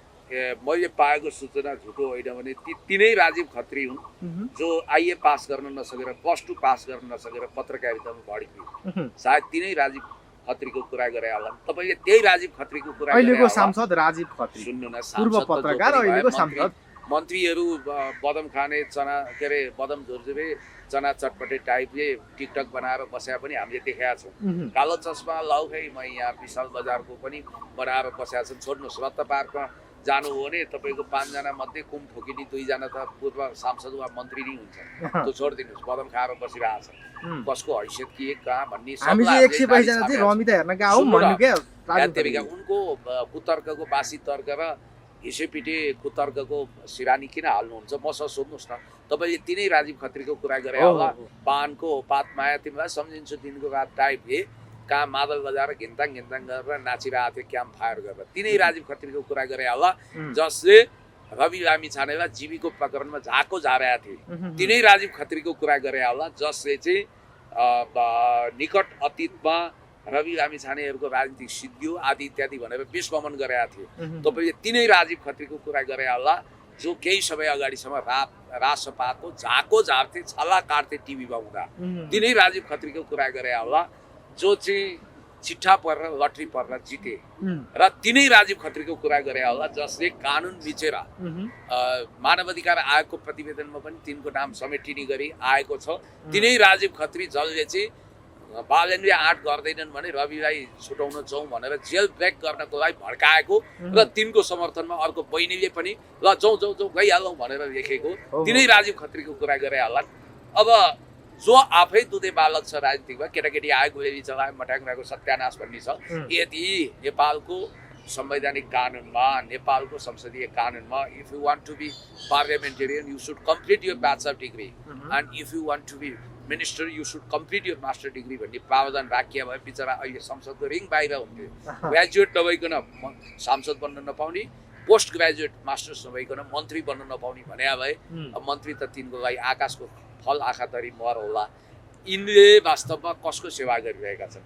तिनै राजीव खत्रीहरूको कुरा गर्नुहुन्छ जसले बालन शाहले नेपालले भारतको सिमाना मिचेको छ भन्ने वाइया जाली झेली कपटी देशद्रोही अभिव्यक्ति दिँदा ढ्याप गरेर संसदमा ताली ठोकेका थिए तिनैको कुरा गरे होइन तपाईँले ओहो। तिनै मान्छे जसले नेपालले भारत सिमाना मिचेको भनेर जाली झेली कपटी नक्कली प्रमाण खोज्दै हिँडेका थिए त्यस्ताहरूको कुरा नगरौँ तिनको हर्क साम्पाको आलोचना गर्ने हैसियत छैन तिनी आफ्नो थान्कोमा बसे हुन्छ यो खरानी र घन्टे ग्याङहरू भनेर जो सुपर कुख्यात छन् तिनीहरू वास्तवमा तिनीहरूले हर्क साम्पाङ जस्तो देशभक्त होला उहाँका आफ्नो शैली होला आफ्नो छवि होला त्यो बेग्लै कुरा हो तर उहाँको नियत साफ छ उहाँ देशभक्त हो सिमानाको विषयमा उहाँ बोलाउनु भयो भने पनि म स्यालुट गर्छु देशको लागि मर्न र बोलाउनु पनि पाउँछ मान्छे तर देशघातीहरू टाई सुट लगाए मर्सिडिजमा चढे प्रधानमन्त्री मन्त्री भयो भने पनि देशघातीलाई म लेन्डुपे नै भन्ने छु अब लेन्डुपेको विषयमा त तपाईँलाई थाहा छ जब लेन्डुप दोर्जेलाई इन्दिरा गान्धीले यो भनेर कहिले भेट दिएनन् कि a renegade of his motherland should be probable renegade of his country our country India अर्थात् उसको देशको उसको जन्मभूमिको गद्दार हाम्रो देशको पनि सम्भावित गद्दार हो हेर्नुहोस् लेन्डुप दोर्जेलाई पनि रवि जस्तै सम्मान गरेका थिए भारतमा पछि हालत देखिहाल्नुभयो पर्सिन खोजेको बोकोको पनि एकदमै पूजा हुन्छ त्यो तपाईँले देख्नु भएको छ फाँसी चढ्नु अगाडि इच्छा भोजन गराइन्छ त्यसैले यो रासोपावालाहरूको कुरै नगरौँ रासोपावाला यो रासोपा भन्ने पार्टी इतिहासकै सबभन्दा चरम दक्षिणपन्थी पार्टी हो मैले त सब प्रमाण भनिरहेको छु 2009 अमेरिकामा ओपन सोसाइटीको नाउँमा फन्डिङ गर्ने जर्ज सोरेजले त्यतिखेर यो त्यहाँ अमेरिकन नेसनल पार्टी स्थापना गर्न करोडौँ अरबौँ लगानी गरेका थियो डलरको हो नेपालमा पनि ठ्याक्कै त्यही अमेरिकन नेसनल फ्रिडम पार्टी जस्तै रासोपाले पनि घन्टी चुनाव चिन्ह लिएको छ रहस्यमय तरिकाले उदाएको छ यो त्यतिखेर जन्मिएको छ जतिखेर नेकपा एमालेको अध्यक्ष केपी शर्मा ओलीज्यूको सल्लाहमा शेरबहादुर देउवाले क्याबिनेटबाट एसपीपी स्टेट पार्टनरसिप प्रोग्राम हामी पास गर्दैनौँ भनेर क्यान्सल गरेको भोलिपल्ट रासोपा जन्मिनु आफैमा अद्भुत रहस्यमय अब यतिखेर यो सोनिम वाग्लेको विषयमा सोनिम वाग्लेले यहाँ विभिन्न बदमासी गरेको बजेटमा भनेर भिआइडीको कुराहरू पनि आइराख्दाखेरिमा सोनिम वाग्लेले अहिले भनेका छन् मैले 1 रुपियाँमा पनि त्यो किसिमले तलमाथि गरेको भए म राजनीतिक मात्रै होइन सार्वजनिक जीवनबाटै बाहिर बस्छु भनेर जुन कुरा गरेका छ यो के हो सोनिम वाग्लेले जुन 11-12 पाना कति पाना भने हो त्यो छलछाम गरेको कुरा पनि छ भिआइडीको कुरा पनि आइराखेको छ यो के हो खास युरोपमा जाहिर खाएर बस्ने एसियन डेभलपमेन्ट ब्याङ्कको कन्सल्टेन्ट भएका कर्मचारी भएकाहरूले कहिले राजनीति गराएका थिए र भोलि सन्यास लिन्न भनेर सार्वजनिक जीवनबाटै सन्यास लिन्छु भन्नु के फरक पर्छ त सन्यास लिनु देश हितमा छ यो होल रासोपा भन्ने पार्टी विघटन हुनुपर्छ यो पार्टी देशद्रोही हो यो पार्टी यस्तो पार्टी हो कि जहाँका कार्यकर्ताहरूको दिमागै तपाईँको कुख्यात छ हेर्नुहोस् पार्टीको नेताले गल्ती गर्यो भने शुभचिन्तक वा कार्यकर्ताले सच्याउँछ तर नेपालले 1 इन्च पनि जमिन बेचेको छैन तर उसको पार्टीका नेता अर्थात् प्रधानमन्त्रीले हुँदै नभएको कुरा भन्दा पनि ए हो त नि नेपालले मिच्या छ भनेर झुटो प्रमाण पुर्याउने घन्टे ग्याङका मानिसहरूले देशलाई डुबाउँछन् त्यसकारण यो पार्टी चीनको च्याङ्काई सेकको कोमिङताङ पार्टी भन्दा पनि हरामखोर छ र यो पार्टी देश हितमा छैन आज त अर्थमन्त्री सोनिम वाग्लेको अमरेश कुमार सिंहले पनि विरोध गरे उहाँले त यो बजेटको विषयमा देखि यो शिक्षा स्वास्थ्यमा जुन कर लगाउने कुरा छ यो कुराको खुलेर विरोध गरे एकदमै सोनिम वाग्लेलाई पहिलो कुरा यो बजेट जनविरोधी छ सत्ता पछि भएर पनि यसरी विरोध गरे क्या अमरेश कुमार सिंह बन्न नपाएको झोक निकाल्या हुन् त्यो अरु केही होइन तै पनि कुरा ठिकै गरेका छन् त्यो कुरा हामीले पहिलेदेखि भने यी पनि शंकास्पद भूमिकामा छन् यिनको पनि करोडौंको सम्पत्ति साथ शुद्धिकरणमा पर्ला भन्ने डरमा छन् त्यसकारण यिनी मन्त्री बन्न नपाएको झोकमा अहिले सत्य बोलिरहेछन् त्यो बेग्लै कुरा हो अर्ध सत्य बोलिरहेछन् भनौँ न यी पनि कुनै अर्को ड्याङको मुला होइनन् यी पनि चरम अवसरवादी तर अहिले सत्तापछि कि प्रतिपक्ष हो छुट्याउनै गाह्रो भयो क्या अमरेश कुमार सिंह पाए भने भोलि नि लाइनमा आइहाल्छन् साइजमा आइहाल्छन् कति अमरेश कुमार सिंह पार्टीको कारबाहीमा त पर्दैन यसरी बोल्दै हिँड्दा पार्टीकै विरोध गर्दै हिँड्दा पर्नुपर्छ त्यो पार्टीले उनलाई कारबाही गरोस् हामी त यही भन्छौँ किनभने रासोपाबाट यदि अमरेश कुमार सिंह निष्कासित भयो भने अचम्म मान्नु पर्दैन किनभने रासोपा त्यस्तै हो त उसलाई महावीर पुण्यलाई गनी उहिले त्यो विषयमा पनि भन्नु भयो महावीर पुण्यलाई किन मन्त्री बनाइयो सुदनलाई किन बनाइयो त्यो विषयमा चर्चा गर्दै बाँकी छ सोनिम वाग्लेजीले हिजो भोको सुक्ने गरी घाँटीको नसा फुल्ने गरी विपक्षको आलोचना गर्नुहुन्थ्यो संसदमा प्रश्न उठेपछि राजीनामा दिनुपर्छ भन्नुहुन्थ्यो आज उहाँ राजीनामा दिनुहुन्न जबकि बजेट भनेको यस्तो सिक्रेट मिसन हो बजेट ओहो। निर्माण भनेको। त्यसमा करका दरहरू हेरफेर हुने गरी पानाका पाना अनुच्छेदका अनुच्छेद चेन्ज गर्नु भनेको राज्य विरुद्धको एक खालको अपराध हो। तर उहाँहरूले त्यो गरिरहनु भएको छ भेस्टेड इन्ट्रेस्ट अनुसार। बिआइटी गाडी ल्याउँदाखेरि अरबौँको कमिसनको इभी गाडी ल्याउँदाखेरि अरबौँ कमिसनको रफुचक्कर चलेको कुरो त सार्वजनिक अनुसन्धानको विषय नै बन्नुपर्छ भन्ने बुलन्द आवाजै उठेको छ। तपाईँले थाहा पाउनु भएको छ राज्यले त्यसमा अनुसन्धान गर्नुपर्छ र अनुसन्धानलाई सहज बनाउनको निम्ति उहाँले आफ्नो पदबाट राजीनामा दिनुपर्छ भन्ने कुरा आएको छ। तर उहाँ ढसबस्स कुर्सीमा लिसो टाँसिँदै बसिरहनु भएको छ। त्यति मात्रै होइन, म तपाईँलाई के भन्छु भने उहाँले करका दरहरू हेरफेर गर्ने, गरिब मारा बजेट ल्याउने, अनि बिजुलीमा 15% भ्याट जोड्ने हुँदा तपाईँलाई मैले भने दलाल नोकरसाही एकाधिकार पुँजीवादलाई रक्षा गर्ने खालको समाजवादी कार्यक्रमहरू इलिमिनेट गरेर सामाजिक सुरक्षा खोसेर, स्वास्थ्य सेवा बिमा खोसेर, अनि ऋण अनुदानभन्दा ज्यादै लिएर world bank, ADB, Asian development bank, world bank र आइएमएफ इन्टरनेसनल मोनिटरी फन्डको ढाक्रै बनेर देशलाई ऋणको भड्कारोमा पारेर उहाँहरू रमाइरहनु भएको छ र करको बोझमा सारा जनता पार्नु भएको छ। र यिनीहरूको सुनियोजित प्लान के छ भने प्राइभेटाइजेसनमा उनीहरू एकदमै फस्टाउन चाहन्छन्। उनीहरू निजी क्षेत्र, वैदेशिक शक्ति केन्द्रलाई नेपालमा प्रायोरिटी दिन्छन्। तर सरकारले अनुदान दिएर टिकाउनु पर्ने सामुदायिक स्कुल बल्ल तङ्ग्रिन सुरु गरेको छ।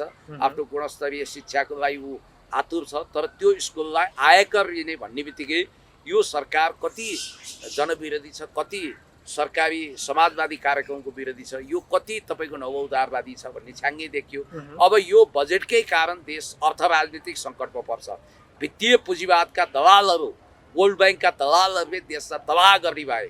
वैदेशिक ऋण त्यत्तिकै थोपरिएको छ भन्नाले पब्लिक प्राइभेट पार्टनरसिपको अवधारणामा गएर अब एक हिसाबले भन्नुपर्दा सरकारी खर्चहरू कटौती गर्नुपर्नेमा, अनि पेट्रोलियम पदार्थमा परनिर्भरता घटाउनु पर्नेमा, हाइड्रोको विकास गर्नुपर्नेमा, जल जमिन जङ्गलको उत्थान गरेर पर्यटकीय विकास गर्नुपर्नेमा, हाम्रो नेचुरल रिसोर्सेसहरूलाई सदुपयोग गर्नुपर्नेमा, नेपाललाई औद्योगिक पुँजीवादमा लगेर समाजवादको इन्फ्रास्ट्रक्चर तयार गर्नुपर्नेमा वास्तवमा सरकार काशी जान कतिको बाटो हिँडेको छ। अहिले तपाईँले हेर्नुहुन्छ भने सरकारसँग अहिले फेरि चालु खातामा रहेको विदेशी मुद्राको सञ्चितले 6 महिनाको आयात धान्दैन। अस्ति भर्खर 8 महिनाको नधान्ने थियो, अहिले झन् घटोत्तरी छ। त्यसकारण अब सोसियलिस्ट मोड अफ प्रडक्सन भन्ने कुरो त सपनाको कुरा हो। क्यापिटलिस्ट मोड अफ प्रडक्सनको पनि आदर्श राष्ट्रिय स्वाधीन अर्थतन्त्रको जग निर्माण गर्ने र साँच्चै भन्ने भने प्रेसिडेन्ट सी जिनपिङले जसरी स्टार्ट अप अथवा बिलो अफ पोभर्टी लेभलका 25 करोड जनतालाई गरिबीको रेखामुनिबाट मुक्त गरे जस्तै नेपालमा गरिबी घटाउने कुरा त कता हो कता, गरिबी बढाउने, देशलाई राष्ट्रिय हिसाबले सङ्कटमा पार्ने। अब बालेन शाहको अभिव्यक्तिलाई बल पुग्ने गरी हिजो उसले बोले कि बोलेन परराष्ट्र मन्त्री शिशिर खनालले कहाँ नक्साङ्कन हुन बाँकी छ, कहाँ सीमाङ्कन हुन बाँकी छ, वाहियात कुरा गर्ने, यी पुगेको उनीहरूको, कालापानी उनीहरूको भन्ने टाइपको अदृश्य भाष्य निर्माण गर्नको निम्ति यिनीहरू विदेशी एजेन्टको रूपमा तब्दिल हुन खोजेको हो। तपाईँलाई म भन्छु, नर्वेको तत्कालीन विदेश मन्त्री इलह्यान्डले घातक अभिव्यक्ति दिए। कब्जा गर्दै नगरेको डेनमार्कको त्यो भूभाग ग्रिनल्यान्ड हामीले कब्जा गरेका छौँ भन्दा इन्टरनेसनल कोर्टले, आइसिजेले त्यतिखेर नजिब नै छ 1919 मार्च 28मा एउटा डिसिजन लिन्छ। त्यो अन्तर्गत चाहिँ ग्रिनल्यान्ड उनीहरूले कब्जा गर्दै नगरेको आफ्नो भूमि ग्रिनल्यान्ड गुमाउनु परेको थियो। सिके राउतको उदण्ड अभिव्यक्ति त तपाईँले थाहा पाउनुभयो। अस्तिसम्म बालेन शाहको खुनखुत्रो गर्न थाक्दै थियो, अहिले वाओ बालेन शाह तपाईँलाई हामी लड्डु लिएर आउन तयार छौँ, मिठाई बाँड्न तयार छौँ, वाह क्या बात मधेसको छोरो भन्न थालिसक्यो। भएछ के भने यो सिके राउत भन्ने मान्छेले जय नेपाल भन्दैन, जय मधेस भन्छ। यसले त्यसैको लागि हिंसात्मक गतिविधि पनि सुरु गरेका थियो। नेपाल आमालाई मामुवाला छाडा शब्द पनि प्रयोग गरेकै हो। पछि इन्काउन्टर हुने डरले यो मान्छेले सरेन्डर गर्यो, सांसद पनि भयो, नाटक पनि गर्यो। अहिले त्योसँगै उसको राजनीतिक पनि, यो रासपाको पनि त्यस्तै हुनेवाला छ जस्तो लाग्छ। रेशम चौधरी उनीहरू सबैको राजनीतिक सत्यानाशको शक्ति केन्द्रको स्पोन्सरमा आएको राजनीतिक थियो। यसले के गरिदियो भने युएनपिओ अर्थात् unrepresented nations and peoples अर्गनाइजेसनमा यो मधेस भन्ने मध्य देश दर्ता गरायो। याद गर्नु होला, त्यसैमा दर्ता गराएको हुनाले सन् 1999मा सनाना गुजबाओले इस्ट टिमोरलाई इन्डोनेसियाबाट अलग थलग गरे। याद गर्नु होला, इथियोपियाबाट इरिट्रिया त्यही कारणले अलग भयो।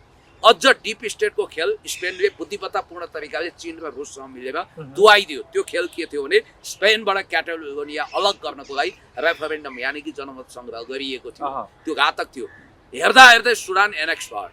हेर्दा हेर्दै कुनै समय असंलग्न परराष्ट्र नीति तय गर्ने विश्वका महानतम नेता पञ्चशीलता र असंलग्नता तय गरेर हामी सोभियत सङ्घको समाजवादी शिविरतिर पनि ढल्किँदैनौँ, अमेरिकाको पुँजीवादी शिविरतिर पनि कोल्टिँदैनौँ, हामी असंलग्नतामा शान्तिमा विश्वास गर्छौँ भन्दै इन्डोनेसियाको राष्ट्रपति तत्कालीन राष्ट्रपति सुकार्नो, घानाको राष्ट्रपति एनाक्रोमा, इजिप्टको राष्ट्रपति अब्दुल कमाल नासिर, क्युबाको राष्ट्रपति फिडेल क्यास्ट्रो, बुर्किना फासोको राष्ट्रपति थोमस सङ्करा, नेपालको प्रधानमन्त्री बिपी कोइराला, राजा महेन्द्र, भारतको प्रधानमन्त्री चाउन जवाहरलाल नेहरू, चाइनाको माओ त्से-तुङका प्यारा लगायतका विश्वका भेटरान नेता जम्मा गरेर असंलग्न परराष्ट्र नीति तय गरेको युगोस्लाभिया, आज सर्बिया, मन्टेनेग्रो, मेसेडोनिया, बोस्निया हर्जगोभिना, कोसोभो लगायत दर्जनौं टुक्रामा विभाजित भएको छ।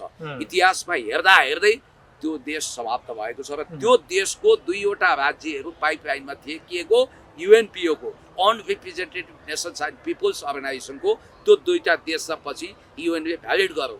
मैले थाहा पाउँदासम्म विश्वमा 190वटा देश थिए। अहिले कतिवटा भयो तपाईँले देखिरहनु भएको छ। मधेस भन्ने हुँदै नभएको झुटो इतिहास भएर मधेस सोगौली सन्धि अगाडि देशकै रूपमा थियो। तत्कालीन पहाडिया शासकले बेलायतीहरूसँग खुसामत गरेर इस्ट इन्डिया कम्पनीसँग चोचोमोचो मिलाएर 2 लाख रुपियाँमा मधेस किने र त्यो 2 लाख रुपियाँमा किनेको मधेस आज उपनिवेश बनेको छ। त्यसकारण त्यसलाई लिबरेट गर्नुपर्छ। अब बालेन शाहले नेपालले भारतको सीमा मिचेको छ भन्ने बित्तिकै 1950 को शान्ति मैत्री सन्धिको आधारमा सुगौली सन्धि खारेज हुन्छ 1816 को, किनभने 1950 को शान्ति नेपाल भारत शान्ति तथा मैत्री सन्धिको प्रोटोकल 8(2) मा स्पष्ट रूपमा के लेखिएको छ भने यस अगाडि गरिएका सबै सन्धि सम्झौता स्वत खारेज हुनेछ भन्ने बित्तिकै सुगौली सन्धि खारेज हुन्छ। सुगौली ट्रिटी खारेज हुने बित्तिकै अब यिनीहरूले पूर्वमा टिस्टा पश्चिममा कागडा सहितको भूभाग हामीले लिन त भारतसँग युद्ध गर्नु पर्यो। अहिले हाम्रो त्यो पहुँच र सामर्थ्य नहुने बित्तिकै हामीले युद्धबाट लिन सक्ने अवस्था रहेन। अब बाँकी उनीहरूले सुगौली सन्धि अगाडि देश छुट्टै थियो मधेस भनेर मधेस छुट्याउनको लागि यो प्रपञ्च गरिएको भनिएको छ। त्यस कारणले गर्दाखेरि म भन्छु राष्ट्रियताको कुरामा कसैसँग सम्झौता हुँदैन। जननी जन्मभूमिश्च स्वर्गादपि गरिएसी motherland are greater than heaven. स्याबास हर्क साम्पाङज्यू, स्याबास केपी शर्मा ओलीज्यू, सारा देशभक्तहरू एक ठाउँमा आएर यो देशले कसैको 1 इन्च जमिन पनि मिच्या छैन। ल्यान्ड इन्क्रुजमेन्ट भने के, क्रस बोर्डर होल्डिङ भने के, ल्यान्ड अकुपेसन भने के, टेरिटोरियल अकुपेसन भने के, महानायक राजा समालको बुद्धि कति ठुलो छ हेर्नु। त्यही भएर हर्क साम्पाङले आफ्नो पार्टीमा स्वागत गर्नुभयो। उहाँ भने त पूर्व राजदूत चुनाबहादुर हमालको छोरो अनि कम्युनिस्ट पार्टीका तत्कालीन महासचिव दरबारै छिरे पनि भेटरान राजनीतिज्ञ केशरजङ रायमाझीको नाति। त्यसकारण उहाँमा विवेक छ। उहाँ पढेको कुनै खरानी ग्याङ हुँदै हामी यस्तै त हो नि प्रोत्साहित रात्रिकालीन खानपिन बिग्रिया मान्छे होइन, उहाँ अनुशासनमा हुनुहुन्छ। त्यसकारण महानायक राजा समालले राम्रोसँग बुझाइदिनु भएको छ, ट्युसन पढाउनु भएको छ। कच्चा वैद्यको मात्रा यमपुरीको जात्रा भन्थे त्यस्तै होला जस्तो छ। यी केटाकेटी आए गोली चलाए मट्याङ्ग्राको सत्यानाशवाला यो क्याबिनेटको मन्त्रीलाई त मै पढाइदिन्छु ट्युसन। हर्क साम्पाङ एक्लो हर्क साम्पाङ सिङ्गो राष्ट्रतामाथि हाबी हुनुभएको छ, भारी हुनुभएको छ। स्याबास हर्क साम्पाङज्यू, क्या बात। अब यतिखेर महावीर पुनको पनि अहिले निकै चर्चा भइरहेको छ। अस्ति भर्खरै रासोपाले महावीर पुनलाई मन्त्री बनाइदिइसकेपछि महावीर पुनको यतिखेर तारिफ पनि भइराखेको छ। बालेन सरकारको पनि सँगसँगै तारिफ भइराखेको छ। महावीर पुन सत्तापक्ष नै हो, प्रतिपक्ष त होइन भनेर भनिन्थ्यो। तर साँच्चै त्यो कुरा अस्तिबाट प्रमाणित पनि भएको छ। कतिपयले चाहिँ राइट म्यान राइट प्लेसको नीति अवलम्बन गर्छ रासोपाले, त्यसकारणले महावीर पुनलाई मन्त्री बनाएको पनि भन्छन्। अब अहिले यतिखेर महावीर पुनको एउटा भिडियो निकै भाइरल भइरहेछ। मन्त्रालयभित्रै आफ्नो कर्मचारीलाई कुँडो पकाएर खुवाइरहेको महावीर पुनको जुन भिडियो अहिले निकै चर्चामा छ। तपाईँले कसरी हेर्नुभयो त्यो भिडियोलाई? होइन, फेरि रोमान्टिसिजम र कलाकारिताले यो देश विकसित हुन्छ। अमेरिकी राष्ट्रपति अहिले डोनाल्ड अहिले रङ्गीन मनमौजी छन्। तिनले पनि अहिले स्टन्ट गर्न छोड